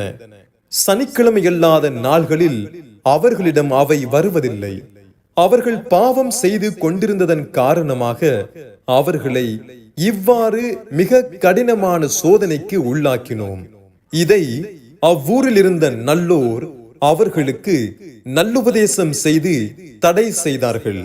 இதை கண்ட வேறு ஒரு கூட்டத்தினர் அவர்களை நோக்கி, அல்லாஹ் எவர்களை அழித்துவிட வேண்டுமென்றோ கடினமான வேதனைக்குள்ளாக்க வேண்டுமென்றோ நாடி இருக்கிறானோ அந்த மக்களுக்கு நீங்கள் ஏன் நல்லுபதேசம் செய்கிறீர்கள் என்று கூறினார்கள். அதற்கு அவர்கள், இதனால் நாம் உங்கள் இறைவனிடம் நம் பொறுப்பிலிருந்து நீங்கி விடுவதற்காக நாங்கள் நல்லுபதேசம் செய்கிறோம் என்றும், இதனால் மீன்பிடிக்கும் அவர்கள் ஒரு கால் விலகி விடலாம் என்றும் பதில் கூறினார்கள். அவர்களுக்கு எச்சரிக்கப்பட்டதை அவர்கள் பொருட்படுத்தாது மறந்து தொடர்ந்து மீன்பிடிக்க முற்பட்டு விடவே பாவத்திலிருந்து விலக்கி வந்தவர்களை நாம் பாதுகாத்துக் கொண்டு வரம்பு மீறியவர்களை அவர்கள் செய்து கொண்டிருந்த பாவத்தின் காரணமாக கொடிய வேதனையை கொண்டு நாம் பிடித்துக் கொண்டோம். ஆகவே தடுக்கப்பட்டிருந்த வரம்பை அவர்கள் மீறவே அவர்களை நோக்கி, நீங்கள் சிறுமைப்பட்ட குரங்குகளாகி விடுங்கள் என்று சபித்து கூறினோம். அவ்வாறே அவர்கள் ஆகிவிட்டனர். நபியே, அவர்களுக்கு கொடிய நோவினை செய்யக்கூடியவர்களையே அவர்கள் மீது ஆதிக்கம் செலுத்தும்படி இறுதி நாள் வரை நாம் செய்து வருவோம் என்று உமது இறைவன் அவர்களுக்கு அறிக்கையிட்டதை நீங்கள் அவர்களுக்கு ஞாபகமூட்டுவீராக. நிச்சயமாக உமது இறைவன் வேதனை செய்வதில் மிக தீவிரமானவன். மேலும் நிச்சயமாக அவன் மிக மன்னிப்பவன், மகா கருணையாளன் ஆவான். அவர்களை இப்புவியில் பல பிரிவுகளாக பிரித்து பூமியின் பல பாகங்களிலும் சிதறடித்து விட்டோம். அவர்களில் நல்லவர்களும் இருக்கின்றனர், இது அல்லாத பொல்லாதவர்களும் அவர்களில் இருக்கின்றனர். அவர்கள் பாவத்திலிருந்து மீள்வதற்காக இன்பங்களை கொண்டும் துன்பங்களை கொண்டும் நாம் அவர்களை சோதித்தோம். அவர்களுக்கு பின்னர் அவர்களுடைய இடத்தை சிறிதும் தகுதியற்ற பலர் அடைந்தனர். அவர்கள் தாங்கள்தான் வேதத்திற்கு சொந்தக்காரர்கள் என கூறி இவ்வட்ப உலகின் பொருளை பெற்றுக்கொண்டு அதற்கேற்றவாறு வேத வசனங்களை புரட்டுகின்றனர். மேலும் இக்குற்றத்தை பற்றி நாங்கள் மன்னிக்கப்படுவோம் என்றும் கூறுகின்றனர். வேதத்தில் இவர்கள் புரட்டியதை தொடர்ந்து முன்பு போல் புரட்டுவதற்காக இதே போன்ற அற்ப பொருள்கள் பின்னரும் அவர்களிடம் வரும் சமயத்தில் அதையும் பெற்றுக் கொள்வார்கள். அவர்கள் அல்லாஹுவின் மீது உண்மையை தவிர வேறு எதையும் கூறக்கூடாது என்று அவர்களுடைய வேதத்தின் மூலம் அவர்களிடம் உறுதிமொழி வாங்கப்படவில்லையா? அதை அவர்களும் படித்து அறிந்து வைத்துள்ளனர். எனினும் அதிலுள்ளவற்றை பொருட்படுத்துவது இல்லை. இரையச்சமுடையவர்களுக்கு மறுமையின் வீடே மிக மேலானது. யூதர்களே, இவ்வளவு கூட நீங்கள் உணர்ந்து கொள்ள வேண்டாமா? எவர்கள் இவ்வேதத்தை சிறிதும் மாற்றாது பலமாக பற்றி பிடித்துக் கொண்டு தொழுகையையும் கடைபிடித்து நிறைவேற்றி வருகிறார்களோ, அத்தகைய சீர்திருத்தவாதிகளான நல்லவர்களின் கூலியை நிச்சயமாக நாம் வீணாக்குவதில்லை. தங்கள் மீது விழுந்து விடும் என்று அவர்கள் எண்ணக்கூடியவாறு சினாய் மலையை அவர்களுக்கு மேல் முகட்டை போல் நிறுத்தி அவர்களை நோக்கி, நாம் உங்களுக்கு கொடுத்த வேதத்தை பலமாக பிடித்துக் கொள்ளுங்கள், அதிலுள்ளவற்றை எப்பொழுதும் கவனத்தில் வையுங்கள், அதனால் நீங்கள் இரையச்சமுடையவர்களாகி விடலாம் என்று நாம் அவர்களுக்கு கூறியதை நபியே நீர் அவர்களுக்கு ஞாபகமூட்டுவீராக.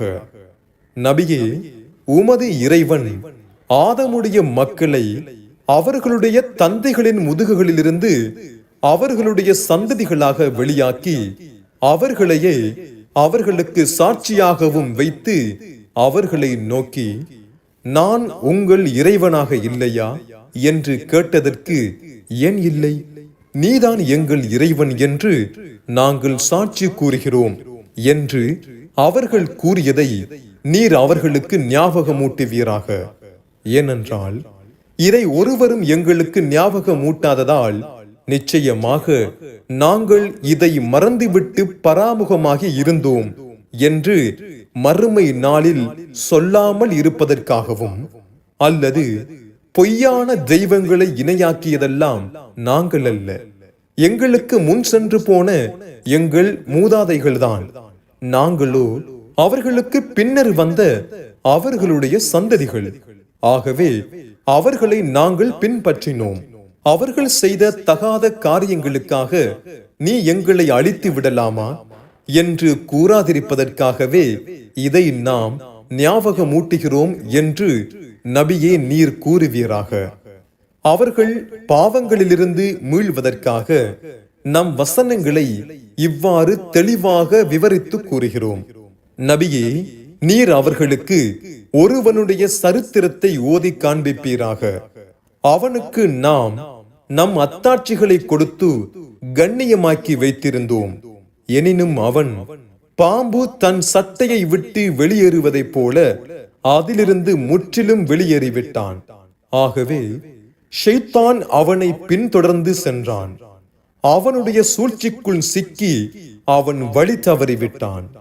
நாம் எண்ணியிருந்தால் நம் அத்தாட்சிகளின் காரணமாக அவனை நாம் உயர்த்தி இருப்போம். எனினும் அவன் இவ்வுலக வாழ்க்கையை நிரந்தரம் என எண்ணி தன் சரீர இச்சையை பின்பற்றி விட்டான். அவனுடைய உதாரணம் ஒரு நாயின் உதாரணத்தை ஒத்திருக்கிறது. நீங்கள் அதை துரத்தினாலும் நாக்கை தொங்க விட்டுக் கொள்கிறது, அதை துரத்தாது விட்டு விட்டாலும் நாக்கை தொங்க விட்டுக் கொள்கிறது. இதுவே நம் வசனங்களை பொய்யாக்கும் மற்ற மக்களுக்கும் உதாரணமாகும். ஆகவே அவர்கள் சிந்தித்து நல்லுணர்ச்சி பெறுவதற்காக இச்சரித்திரத்தை அடிக்கடி ஓதி காண்பியுங்கள். நம் வசனங்களை பொய்யாக்கிய மக்களின் இவ்வுதாரணம் மிக கேவலமானது. அவர்கள் தங்களுக்கு தாமே தீங்கிழைத்துக் கொண்டனர். அல்லாஹ் எவர்களை நேரான வழியில் செலுத்துகிறானோ அவர்களே நேரான வழியை அடைந்தவர்கள். எவர்களை தவறான வழியில் விட்டு விட்டானோ அவர்கள் முற்றிலும் நஷ்டமடைந்தவர்களே. நிச்சயமாக மனிதர்களிலும் ஜின்களிலும் பலரை நரகத்திற்காகவே நாம் படைத்திருக்கிறோம். அவர்கள் எத்தகையவர்கள் என்றால், அவர்களுக்கு உள்ளங்கள் இருக்கின்றன, எனினும் அவற்றை கொண்டு நல்லுபதேசங்களை அவர்கள் உணர்ந்து கொள்ள மாட்டார்கள். அவர்களுக்கு கண்களும் உண்டு, எனினும் அவற்றை கொண்டு இவ்வுலகிலுள்ள இறைவனின் அத்தாட்சிகளை அவர்கள் பார்க்க மாட்டார்கள். அவர்களுக்கு செவிகளும் உண்டு, எனினும் அவற்றை கொண்டு அவர்கள் நல்லுபதேசங்களுக்கு செவி சாய்க்க மாட்டார்கள். இவர்கள் மிருகங்களைப் போல் அல்லது அவற்றை விட அதிகமாக வழி கட்டவர்களாகவே இருக்கின்றனர். இவர்கள்தான் நம் வசனங்களை அலட்சியம் செய்தவர்கள் ஆவார். அல்லாஹுவுக்கு மிக அழகான திருப்பெயர்கள் இருக்கின்றன. ஆகவே அவற்றை கொண்டே நீங்கள் அவனை அழையுங்கள், அவனிடம் துஆ கேளுங்கள். அவனுடைய திருப்பெயர்களில் தவறிழைப்பவர்களை நீங்கள் விட்டுவிடுங்கள். இவர்கள் தங்கள் செயலுக்கு தக்க கூலியை விரைவில் கொடுக்கப்படுவார்கள்.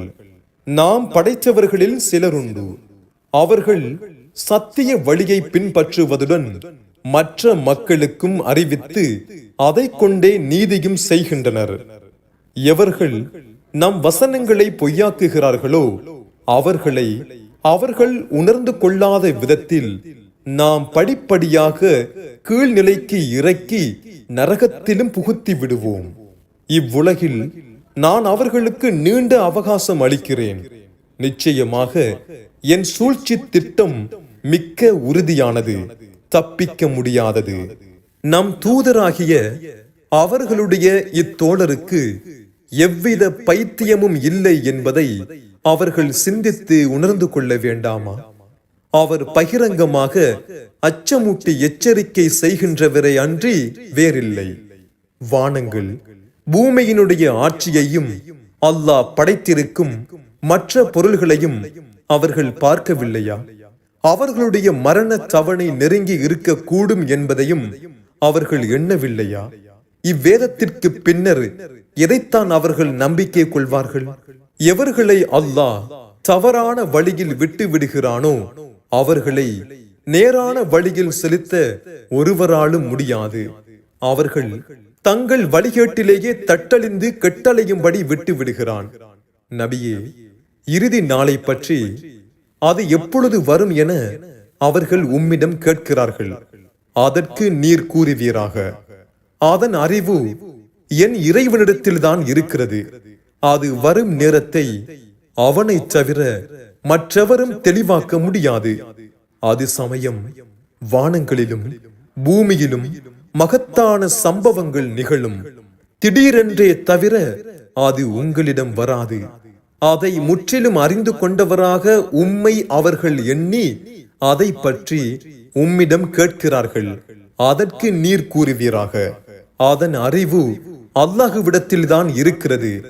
மனிதரில் பெரும்பாலானவர்கள் இதை அறிய மாட்டார்கள். மேலும் நீர் கூறுவீராக, அல்லாஹ் நாடினாலே தவிர நான் எனக்கு ஒரு நன்மையையோ தீமையையோ செய்து கொள்ள சக்தி பெற மாட்டேன். நான் மறைவானவற்றை அறிய கூடுமாயின் நன்மைகளையே அதிகமாக தேடிக் கொண்டிருப்பேன். ஒரு தீங்குமே என்னை அணுகி இருக்காது. நான் பாவிகளுக்கு அச்சமூட்டி எச்சரிக்கை செய்பவனும் நம்பிக்கை கொள்பவர்களுக்கு நற்செய்தி கூறுபவனுமே தவிர வேறில்லை. ஒரே மனிதரிலிருந்து உங்களை படைத்தவன் அவன்தான். அவருடன் சுகமாக கூடி வசிப்பதற்காக அவருடைய மனைவியை அவரிலிருந்தே உற்பத்தி செய்தான். அவளை அவர் தன் தேகத்தை கொண்டு மூடிக்கொண்ட போது அவள் இலேசான கர்ப்பமானாள். பின்னர் அதை சுமந்து கொண்டு திரிந்தாள். அவள் சுமை பழுவாகவே, எங்கள் இறைவனே, நீ எங்களுக்கு நல்லதொரு சந்ததியை அளித்தால் நிச்சயமாக நாங்கள் உனக்கு நன்றி செலுத்திக் கொண்டிருப்போம் என்று அவ்விருவரும் பிரார்த்தித்துக் கொண்டிருந்தார்கள். அவர்கள் பிரார்த்தனையின்படி அவர்களுக்கு இறைவன் நல்லதொரு சந்ததியை அளித்தாலோ அதை அவர்களுக்கு அளித்ததில் அவர்களுடைய தெய்வங்களும் துணையாய் இருந்தன என அவற்றை இறைவனுக்கு கூட்டாக்குகின்றனர். அவர்கள் கூறும் இணை துணைகளிலிருந்து அல்லாஹ் மிக உயர்ந்தவன். ஒரு பொருளையும் படைக்க சக்தியற்றவற்றை அவர்கள் அவனுக்கு இணையாக்குகின்றனரா? அவையோ அவனால் படைக்கப்பட்டவைதான். அவை இவர்களுக்கு எத்தகைய உதவியும் செய்ய சக்தியற்றவையாக இருப்பதுடன் தங்களுக்கு தாமே ஏதும் உதவி செய்து கொள்ளவும் சக்தியற்றவையாக இருக்கின்றன. நீங்கள் அவற்றை நேரான வழிக்கு அழைத்த போதிலும் உங்களை அவை பின்பற்றாது. நீங்கள் அவற்றை அழைப்பதும் அல்லது அழைக்காது வாய்மூடி கொண்டிருப்பதும் சமமே. நிச்சயமாக அல்லாஹுவை தவிர எவர்களை நீங்கள் இறைவனென அழைக்கிறீர்களோ அவர்கள் உங்களைப் போன்ற அடியார்களே. உங்கள் கோரிக்கைகளை அவர்கள் நிறைவேற்றுகிறார்கள் என்று கூறுவதில் நீங்கள் உண்மை சொல்பவர்களாக இருந்தால் அவர்களை நீங்கள் அழையுங்கள். உங்களுக்கு அவர்கள் பதிலளிக்கட்டும். சிலை வணங்கிகளே, நீங்கள் வணங்கும் அவற்றுக்கு கால்கள் இருக்கின்றனவே, அவற்றை கொண்டு நடக்கின்றனவா? அவற்றுக்கு கைகள் இருக்கின்றனவே, அவற்றை கொண்டு பிடிக்கின்றனவா? அவற்றுக்கு கண்கள் இருக்கின்றனவே, அவற்றை கொண்டு பார்க்கின்றனவா? அவற்றுக்கு காதுகள் இருக்கின்றனவே, அவற்றை கொண்டு கேட்கின்றனவா? அவ்வாறாயின் நீங்கள் இணை வைத்து வணங்கும் அத்தெய்வங்களை உங்களுக்கு உதவியாக அழைத்துக் கொண்டு நீங்கள் அனைவரும் ஒன்று சேர்ந்து எனக்கு ஒரு இடையூறை உண்டு பண்ண எனக்கு சூழ்ச்சி செய்யுங்கள். இதில் நீங்கள் சிறிதும் எனக்கு அவகாசம் அளிக்க வேண்டாம் என்று நபியே நீர் கூறுவீராக. நிச்சயமாக என் பாதுகாவலன் அல்லாஹுதான். அவனே இவ்வேதத்தை இறக்கினான். அவனே நல்லடியார்களை பாதுகாக்கிறான்.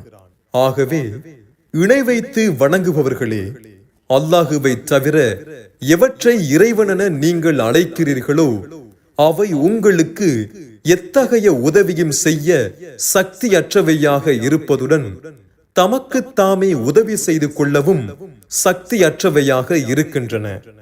நீங்கள் அவற்றை நேரான பாதையில் அழைத்த போதிலும் நீங்கள் கூறுவதை அவை செவியுறாது. நபியே, அவை உம்மை பார்ப்பதை போல உமக்கு தோன்றுகிறது. உண்மையில் அவை உம்மை பார்ப்பதே இல்லை. நபியே, இவ்வறிவீனர்களின் செயல்களை நீர் மன்னித்து புறக்கணித்து விட்டு பொறுமையையும் கை கொண்டு மற்றவர்களை நன்மை செய்யும்படி ஏவி வருவீராக. ஷைத்தான் ஒரு தவறான எண்ணத்தை உமது மனதில் ஊசலாடச் செய்து தகாததொரு காரியத்தை செய்யும்படி உம்மை தூண்டினால் உடனே நீர் உம்மை காப்பாற்றும்படி அல்லாஹுவிடம் கோருவீராக. நிச்சயமாக அவன் நன்கு செவியுறுபவன், அனைத்தையும் நன்கறிந்தவன். நிச்சயமாக எவர்கள் அல்லாஹுவுக்கு பயப்படுகிறார்களோ அவர்களுக்குள் ஷைத்தானுடைய தவறான எண்ணம் ஊசலாடினால் அவர்கள் அல்லாஹுவை நினைக்கிறார்கள். அது சமயம் அவர்களுடைய அறிவு கண் திறந்து விழிப்படைந்து விடுகிறார்கள். எனினும் ஷைத்தானுடைய சகோதரர்களோ அவர்களை வழிகேட்டிலேயே இழுத்துச் செல்வார்கள். அவர்களுக்கு தீங்கிழைப்பதில் ஒரு குறைவும் செய்வதில்லை. அவர்கள் விருப்பப்படி ஒரு வசனத்தை நீர் அவர்களிடம் கொண்டு வராவிட்டால் அதற்கு பதிலாக தங்கள் விருப்பப்படி கற்பனையாக ஒரு வசனத்தை அமைத்து இதை நீர் வசனமாக எடுத்துக்கொள்ள வேண்டாமா என்று பரிகாசமாக கூறுகின்றனர். அதற்கு நபியே நீர் கூறுவீராக, என் இறைவனால் எனக்கு வகை மூலம் அறிவிக்கப்பட்டவற்றையே நான் பின்பற்றுகிறேன். இதுவோ உங்கள் இறைவனால் உங்களுக்கு அளிக்கப்பட்ட நல்லறிவாகவும் நம்பிக்கை கொண்ட மக்களுக்கு நேர் வழியாகவும் இறைவனின் அருளாகவும் இருக்கிறது. மனிதர்களே, திருக்குர்ஆன் ஓதப்பட்டால் வாய் மூடி செவி தாழ்த்தி அதை கேளுங்கள். அதனால் நீங்கள் இறைவனின் அருளை அடைவீர்கள். நபியே, உமது மனதிற்குள் மிக பணிவோடு, உரத்த சப்தமின்றி பயத்தோடு, மெதுவாக காலையிலும் மாலையிலும் உமது இறைவனை நினைவு செய்து கொண்டிருப்பீராக. அவனை மறந்தவர்களில் நீ ஆகிவிடாதீர். எவர்கள் நிச்சயமாக உமது இறைவனிடத்தில் இருக்கிறார்களோ அவர்கள் வானவர்கள் இருமாப்பு கொண்டு அவனை வணங்காதிருப்பதில்லை. எனினும் நீ மிக பரிசுத்தமானவன், நீ மிக பரிசுத்தமானவன் என்று அவனை எப்பொழுதும் நினைவு செய்து கொண்டும் அவனுக்கு சிரம் பணிந்து வணங்கிக் கொண்டும் இருக்கின்றனர்.